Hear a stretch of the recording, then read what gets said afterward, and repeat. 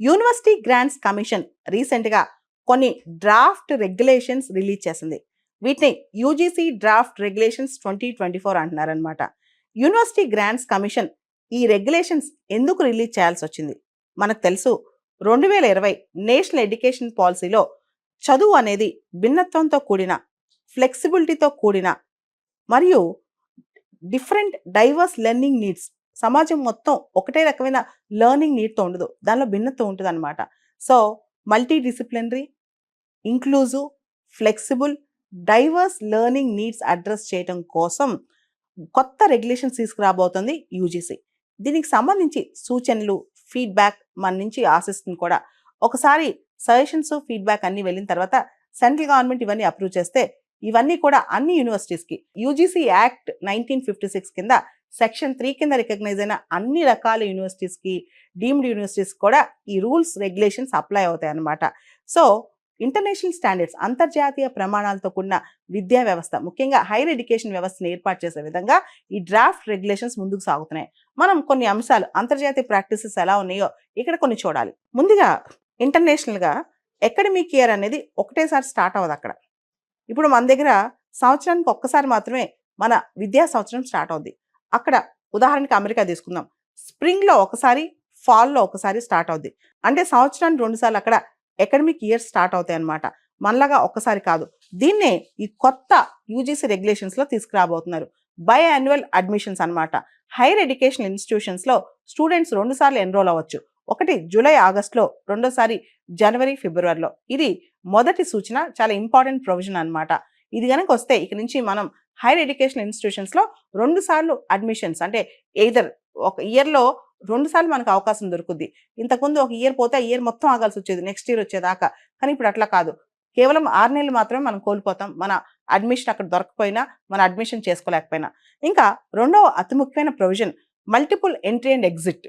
అంటే మనం UG course, PG courses అని ఉంటాయి, under graduate courses, post graduate courses.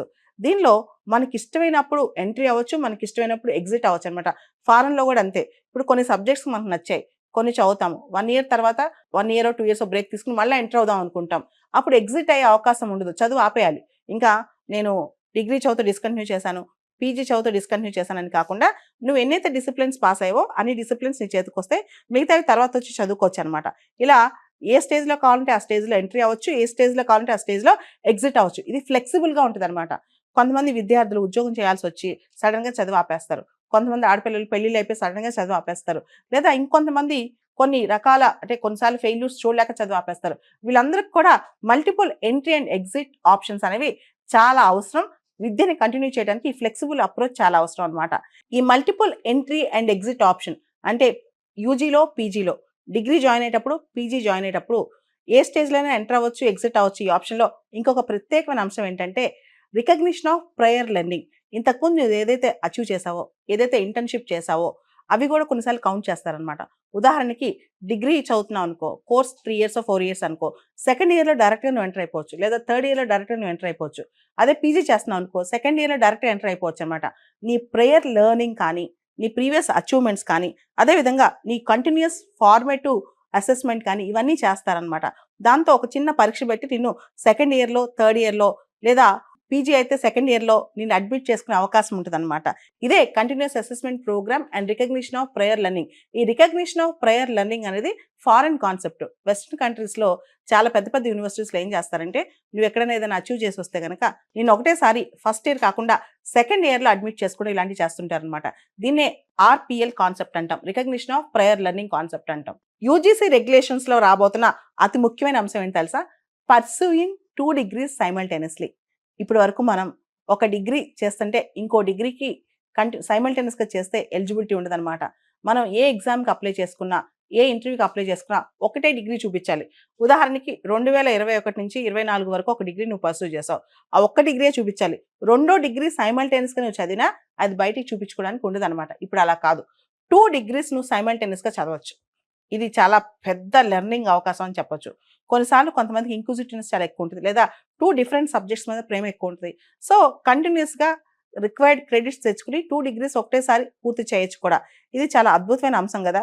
So ఒక గవర్నమెంటే 2 degreesని ఒకటేసారి సైమల్టేనియస్గా చేయమని ఎంకరేజ్ చేయడం, రికగ్నైజ్ చేయడం గొప్ప విషయం అని చెప్పొచ్చు. ఇక్కడ మరో ప్రత్యేకత ఏంటంటే, పాత రోజుల్లో మనం ఒక డిగ్రీ చేస్తున్నాం, పీజీ చేస్తున్నాం, ఆ సబ్జెక్ట్ మనకు నచ్చలేదు, ఇంకా అది డిస్కంటిన్యూ చేసేస్తాం, ఆపేసి చదువు ఆపేస్తాం అనమాట. ఇప్పుడు అలా కాదు. మనం option to switch over to other discipline, వేరే డిసిప్లైన్లోకి వెళ్ళి చదువుకోవడానికి అవకాశం ఉంటుంది. ఇక్కడ ఫస్ట్ ఇయర్ చదివాం, ఇంక ఇది చదవబుద్ధి కాల, బోర్ కొట్టేసింది, లేదా ఈ సబ్జెక్ట్ నీకు నచ్చలా, ఇంకొక ఇన్స్టిట్యూషన్స్కి మారవచ్చు, లేదా ఆన్లైన్ నుంచి ఆఫ్లైన్కి మారచ్చు, ఆఫ్లైన్ నుంచి ఆన్లైన్ లెర్నింగ్కి మారచ్చు, లేదా లెర్నింగ్ మోడ్ మార్చుకోవచ్చు, ఇన్స్టిట్యూషన్ మార్చుకోవచ్చు, ఆ డిసిప్లైనే మార్చుకోవచ్చు. ఇంత ఫ్లెక్సిబిలిటీ ఇస్తుంది కొత్త యూజీసీ రెగ్యులేషన్స్ డ్రాఫ్ట్ అనమాట. వీటన్నిటితో పాటు ఫ్లెక్సిబిలిటీ ఫర్ ద స్టూడెంట్స్. జనరల్గా మనం 11th క్లాస్ 12th క్లాస్ అంటే ఇంటర్మీడియట్, ఎంపీసీ చదివితే ఇంజనీర్స్ చదవాలి, బైపీసీ చదివితే డాక్టర్స్ అవ్వాలి, ఇలాంటి కాన్సెప్ట్లో ఉంటాం. ఇప్పుడు అలా కాదు.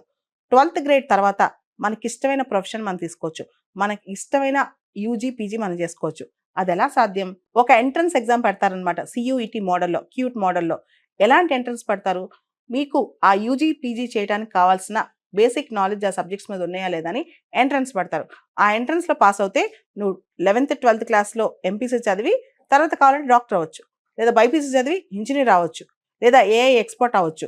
సో నీ 11th క్లాస్ 12th క్లాస్ అంటే నీ ఇంటర్మీడియట్ ఎడ్యుకేషన్కి, నీ యూజీకి పీజీకి అసలు కనెక్ట్ లేకుండా చేస్తారనమాట భవిష్యత్తులో. అంటే కంప్లీట్గా నువ్వు చిన్నప్పుడు చదివిన చదువుకి, పెద్దగా చదివే చదువుకి సంబంధం లేకపోయినా నీకు ఆ చదువు చదవడానికి ఎలిజిబిలిటీ ఇస్తారనమాట. ఇప్పటి వరకు మన యూనివర్సిటీస్లో అంటే పీజీ యూజీ ఉన్న యూనివర్సిటీస్ కాలేజెస్లో చాలా వాటిలో మనం 70% 80% అటెండెన్స్ రిక్వైర్మెంట్ చూస్తాం. హాజరు ఖచ్చితంగా అంత ఉండాలనుకుంటాం. కానీ ఫ్లెక్సిబుల్ అటెండెన్స్ కూడా కోర్సులు వస్తున్నాయంట.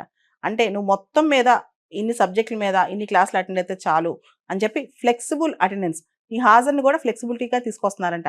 ఇది కూడా చాలా బాగుంది. దాంతోపాటు క్రెడిట్ బేస్డ్ సిస్టమ్ తీసుకొస్తున్నారు. అంటే మేజర్ డిసిప్లైన్స్, మైనర్ డిసిప్లైన్స్ తీసుకొస్తున్నారు. నువ్వు మొత్తం అన్ని సబ్జెక్ట్స్లో నీకు నచ్చిన డిసిప్లైన్స్లో 50% చదివితే చాలు, 50% మార్కులు తెచ్చుకుని పాస్ అయితే చాలు.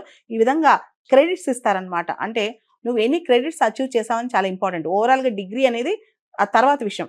క్రెడిట్స్ అచీవ్ చేసావా లేదా అంటే 50% క్రెడిట్స్ అనేవి నీకున్న మేజర్ డిసిప్లిన్లో చేయాలి. మిగతా 50% నీకు నచ్చిన సబ్జెక్ట్ చదువుకుని వాటిలో అచీవ్ చేసుకుని నీకు గ్రాడ్యుయేషన్ వస్తుంది అనమాట. అంటే కంపల్సరీగా ఈ కోర్సులో ఈ సబ్జెక్టులన్నీ చదవాలి అనే రూలే ఉండదు. ఒక 50% మేజర్ డిసిప్లిన్ క్రెడిట్స్ తెచ్చుకుని మిగతావి నువ్వు కొన్ని చూస్ చేసుకోవచ్చు అనమాట.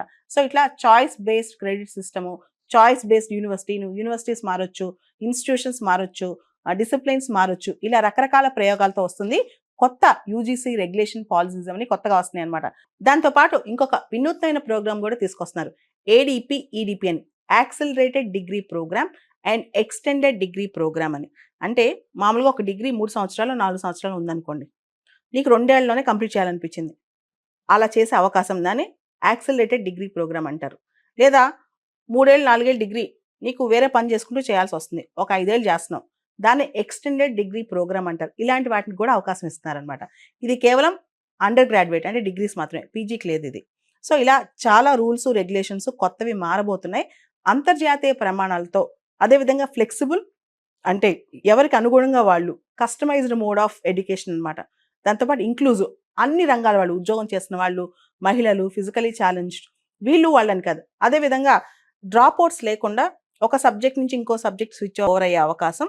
దాంతోపాటు distinct learning modes, divorce learning modes అంటే లెర్నింగ్ పద్ధతులు కూడా మార్చడం, విశేషంగా మార్చడం, వీటన్నిటి లక్ష్యంతో కొత్తగా రాబోతున్నాయి యూజీసీ రెగ్యులేషన్స్. దానికి సంబంధించి యూజీసీ వాళ్ళు డ్రాఫ్ట్ రిలీజ్ చేశారు. యూజీసీ తీసుకొస్తున్న ఈ డ్రాఫ్ట్ రెగ్యులేషన్స్ అనేవి శుభ పరిణామం అని చెప్పొచ్చు. ముఖ్యంగా 21st సెంచరీ నీడ్స్, ప్రపంచం మొత్తం ఎడ్యుకేషన్లో చాలా డైవర్సిఫై అవుతుంది, కొత్త విధానాలు తీసుకొస్తుంది. ఇండియాలో ఇప్పుడు skill based education, livelihood based education, ముఖ్యంగా ఈ నేషనల్ ఎడ్యుకేషన్ పాలసీ అనేది internship, apprenticeship, multi disciplinary approach, ఇవన్నిటికీ పెద్దపీట వేస్తుంది. దీనికి అనుగుణంగా మనం కూడా ఒక స్టూడెంట్ సెంట్రిక్ అప్రోచ్, ఒక టైలర్ మేడ్ అప్రోచ్, ఒక కస్టమైజ్డ్ అప్రోచ్తో ముందుకెళ్తున్నాం. అంటే కేవలం పుస్తకాలు వల్ల వేయకుండా నచ్చిన సబ్జెక్ట్తో పాటు నచ్చిన స్కిల్ డెవలప్ చేసుకుంటూ నచ్చిన సంవత్సరంలో తనకు అనుగుణంగా విద్యా వ్యవస్థ అలా తీసుకెళ్తేనే ఒక ప్యాషన్ కానీ, ఒక స్కిల్ డెవలప్మెంట్ కానీ, ఒక అంటే సమాజానికి అవసరమైన విద్య కానీ, లైవ్లీహుడ్ బేస్డ్ ఎడ్యుకేషన్ కానీ, అండ్ ఇప్పుడున్న ప్రస్తుత పరిస్థితులకు అవసరమైన విద్య కానీ అందే అవకాశం కనిపిస్తుంది.